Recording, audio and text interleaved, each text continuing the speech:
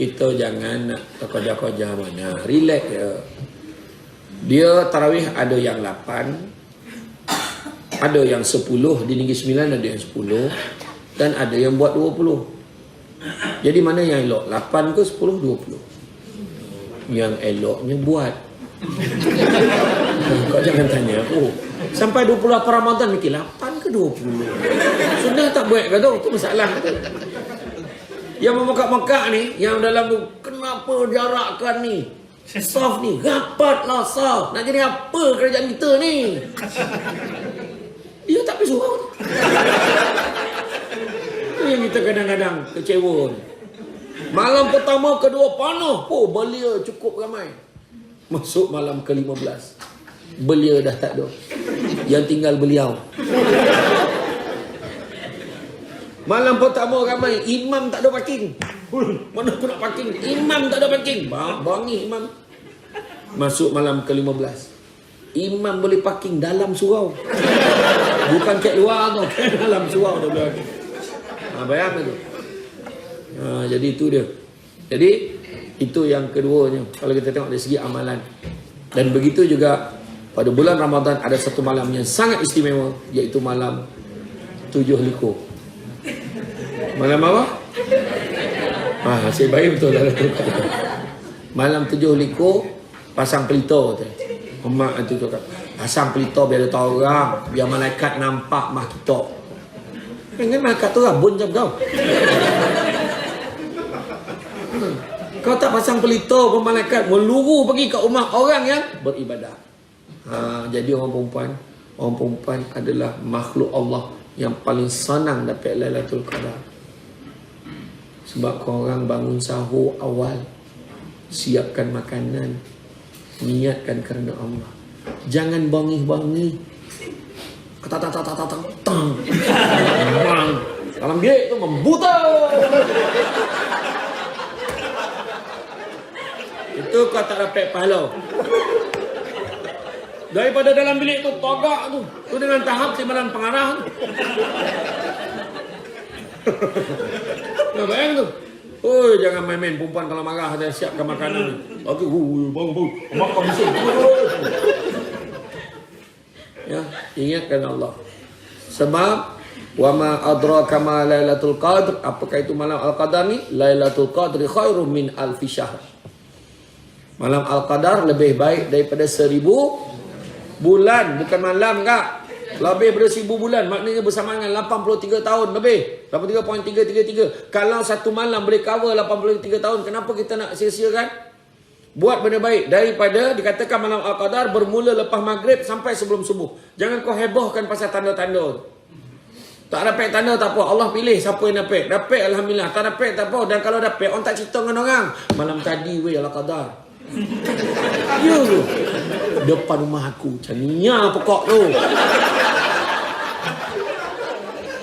Confirm ke? Confirm. Petang tu balik tengok pokok tu ada dari pungah ke IBKL. Macam bandaraya dah pungah buat keluar. Pokok tu tumbang, bukan sujud. Kadang-kadang dia ramah tu. Orang, dia biasa orang kalau dapat Al-Qadar tu, dia dapat, dia tak cerita dengan orang. Kalau dia cerita pun mungkin lepas dah berapa bulan boleh share. Malam tu aku nampak ada satu malam tu. Kau cakap malam tadi kalau Qadar, sudah kita yang tak baik apa-apa malam tu. Aku dah tak ada. Faham tak? Paling senang contohnya Mira, mana Mira? Mana Mira? Mana tak tahu? Surayang ni Surayang. Zaleha? Fatimah. Kau orang ni nama apa?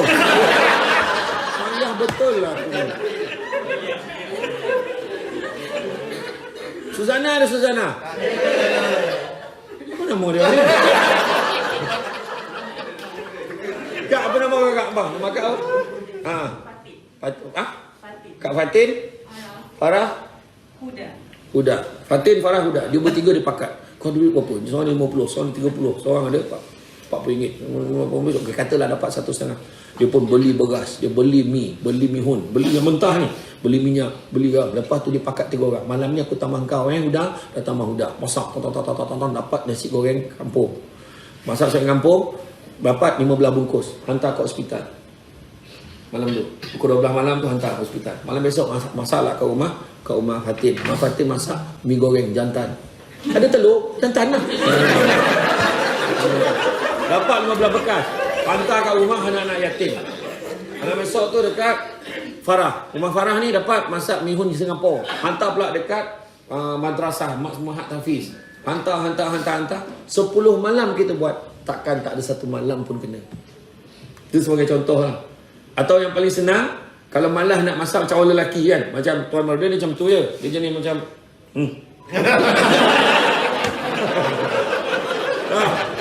Dia pergi dekat restoran, nama restoran tu restoran Yak Yak Ye. Aduh. Pergi kat restoran tu, macam Tuan Marudin bagi dekat caterer, dia caterer. Okay, ni aku bagi kau ni, kau ambil ni berapa ringgit? Aku bagi kau bajet RM30, RM50 satu malam. So dia bagilah 5 kali 10, 500. Ni RM500. Aku nak setiap malam 50. Kau masak ke apa-apa, kau tolong hantar dekat sini hantar. Kita bagi terus. Jadi insya-Allah mengalir pahala untuk kita. Tu antara cara kita boleh buat. Lagi satu, nak bagi sedekah, nak bagi duit raya kat mak kita, bagi bulan Ramadan. Besar pahala. Mak, Along dah bank in kan lah duit raya untuk mak. Ya, awak ni kau bagi. Ustaz Samsul cakap bulan Ramadan mak berlipat ganda pahala sedekah kita. Habis pagi raya dapat lagi tak? Sudah. Soalan tu yang payah tu. Jadi kau bagi 900, lagi 100 simpan pagi raya. Jadi tanda pagi raya tu ada. Ya, tu antaranya. Jadi yang ketiganya pula, tanda takwa ni adalah qanaah, berpada dengan sedikit. Kita tengok dalam Malaysia sebelum PKP, kita membazir makanan terlalu banyak. Bayangkan setiap hari 17,800 tan makanan dibuang setiap hari. Tolong jangan masuk statistik ni. Kita jangan termasuk dalam 17,800 tan makanan dibuang setiap hari. Sepanjang bulan Ramadan, 270,000 tan makanan yang dibuang itu adalah makanan yang belum diusik. Teruk perangai orang Melayu Islam kat Malaysia. Ini fakta, angka yang paling tepat yang saya dapat daripada Sadun Waste Management. Memang, bayangkan 17,800 hari, 270,000 tu pula, 270,000 tan sebulan itu makanan belum diusik. Buffet Ramadan ni, apa halak biar kita bayar RM80? Ambil dapat banyak, salah. Kau sebelum masuk kau fikir, berapa banyak kau boleh makan. So kalau 85 ni kau bayar, anggaplah kau nak bantu perniagaan hotel ni. Kau nak bantu usahawan ni, nak bangunkan perniagaan dia. Tak apalah, kita bagi. Tapi makan seadanya yang kita boleh makan. Kan, JKKP memang selalu dapat undangan ni. Bos-bos selalu. Saya dulu kena undangan. Memang kita tahu pattern orang Malaysia tu buffet macam mana. Masalah kalau ambil buffet ni, dia ambil sikit, dia duduk, dia makan. Tak cukup, dia pergi ambil lagi, makan. Tak cukup, ambil lagi. Kita ni, daripada baru sampai ke direct. Hujung ke hujung. Terlepas pula. Dia tak boleh tinggal satu line pun. Bila dia duduk dekat meja dia, perjuangan belum selesai. Sebab dia duduk, dia nampak, mana kau dapat kambing tu? Pagi pula beratur ambil kambing. Sudahnya kita tengok pun kita tahu tak boleh habis. Saya baru je share dalam kuliah subuh baru ni. Saya cakap, kebodohan yang paling besar adalah orang yang gagal melawan nafsu dia. Contoh, hari ni kita beli roti john seorang sebatang. Anak 5, jadi 5 batang. Macam tu lah, sebatang. Roti john sebatang, lepas taufu fah beli, yong taufu beli, mie goreng beli. Apa lagi? Beli, apa nama tu? Beli mutabak beli. Rojak Singapura beli. Sudah, bila dah beli banyak, okey, tak habis. Itu belum bodoh lagi. Esok tu beli banyak tu juga. Confirm bodoh. Kena faham maksud saya tu. Jangan bazir. Beli, kita dah tahu siapa masak sedap tak sedap. Kita dah tahu kat pasar Ramadan tu, kita dah tahu dah. So janganlah ulang lagi. Beli kadar yang kita boleh habiskan. Tu yang penting.